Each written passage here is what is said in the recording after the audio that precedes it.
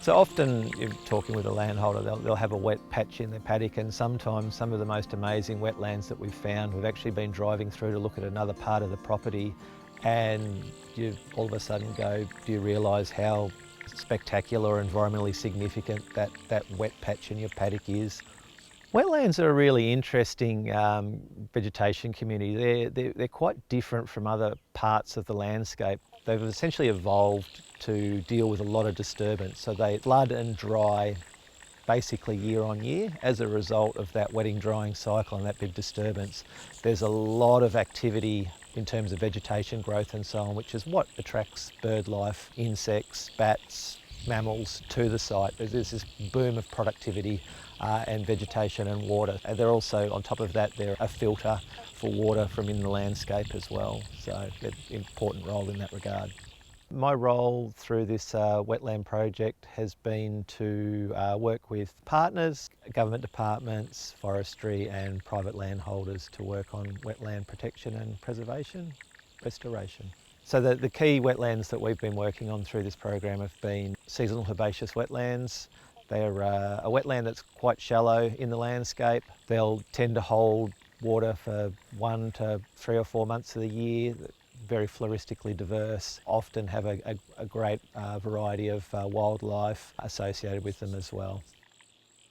We'll often advertising for expressions of interest just to find out who may be interested, and part of that is actually identifying what a wetland is. From there we'll catch up with the landholder, have a look at the site, talk about what they think's important about it and the values that they see are important. We'll talk about, from our perspective, the environmental values and how we might be able to mesh those together to get a stronger environmental outcome, but also something that works for the farmer as well. Hi, my name's Heinz Deschelard. I'm a consulting engineer working with Glenelg Hopkins CMA on wetland restoration projects. So ultimately the goal of our projects is to restore the natural drying and wetting cycle of wetlands in the landscape.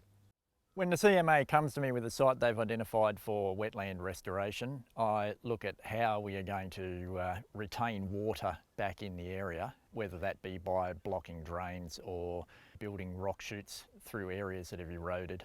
And then we check the water levels that we'd like to maintain in there and build the structures to those heights. It is amazing how rapidly the wetland can recover. Within a matter of weeks you can see some of the original wetland freshwater meadow type vegetation growing back, even in an area that's been heavily stocked and grazed for many, many years. This vegetation appears to remain dormant and then comes back very quickly if the area is allowed to flood.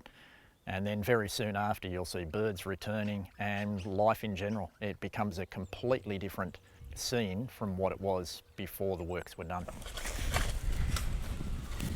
The type of structures that we use when restoring a wetland can range from just placing some clay-bearing material in a small outlet channel to an engineered rock chute. This wetland system through here is actually what's called a red gum swamp. It's quite unique in that it's relatively open, lots of just very gentle undulations through the landscape. So even looking across, you can barely see where the water's going to sit until you come here in a wet period. But interspersed all through it, all of these red gums with sort of a sedge layer around the base of them. That's pretty typical of this. You don't see a lot of these wetlands, this area, so this is pretty significant to find this and be able to do restoration work on it. Very high-tech solution here. We've essentially got a wheelbarrow full of clay, which we've just dug out of an old dam spoil heap. Just making a plug back up to the ground level around, so the water should sit roughly where it did historically prior to drainage.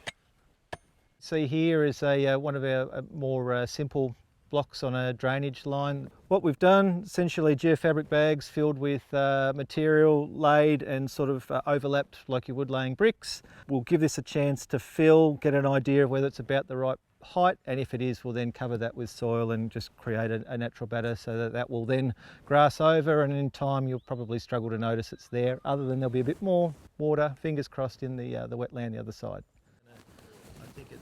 We've actually got here one of our largest hydrological restorations that we completed on a site. It's a heavier engineering option that we've gone through here. We've probably got a lift of about 1.2 metres of blockage. The contractor's actually built a clay core through the middle to stop any water from seeping through underneath, and then we've put down this geoweb material and filled it with rock, which basically armours the bank and the bed, so that as the water flows over the top and through down the other side, it will there shouldn't be any erosion or anything occurring as a result. Partnerships with private landholders, especially plantation companies, are really important. CMA doesn't actually own any land, so being able to access and make a difference on ground requires support and commitment from other landholders and managers. Timber companies have been a really key ally in this. They're very large landholders and they have a range of areas that are not suitable for planting timber, and as a result there's some huge environmental benefits that they've been able to help to assist to improve.